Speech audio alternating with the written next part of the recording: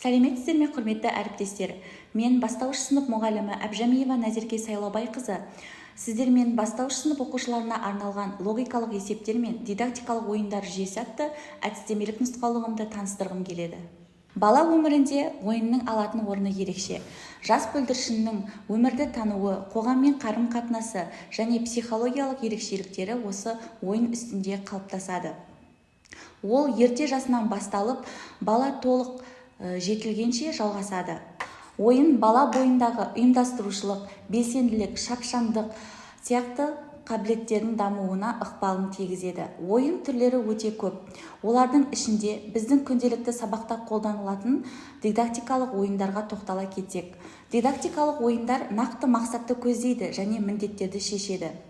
Ал логика дегеніміз бүкіл адамзаттың ойлау қабілетінің заңдары мен формаларын айқындайды.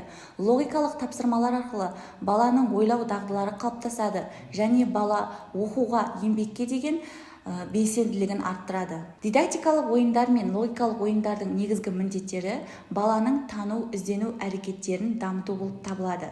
Ал тәрбиелік міндетіне тоқтала кететін болсақ, айналасымен қарым-қатынас жасауға, қажетті дағдыны, адамгершілік қасиеттерін қалыптастыруға ықпалын тигізеді. Ана тілі, қазақ тілі, тіл дамыту пәндерінде дидактикалық ойындар мен логикалық тапсырмаларға мынадай тапсырмаларды пайдалануға болады. Жоғалған буынды ата, дыбыстарды ата, ұйқасын тап, ребустар, жұмбақтар, жаңғылтпаштар, суретке қарап сөйлем құрастыр, кім шапшаң, кім жылдам және тағы сол сияқты. Осы тәрізді тапсырмаларды беру арқылы оқушылар дыбыстарды атайды, буындарды табады және дыбыстық талдау жасайды. Бұл тапсырмалар оқушылардың ойлау қабілеттерін дамытуға өте көп көмегін тигізеді. Ал математика сабағында мынадай дидактикалық материалдар мен логикалық тапсырмаларды пайдалануымызға болады. Жұбын тап, заңдылығына сәйкес келесі санды тап, логикалық есептер, логикалық тапсырмалар, логикалық жұмбақтар және логикалық сұрақтар сияқты.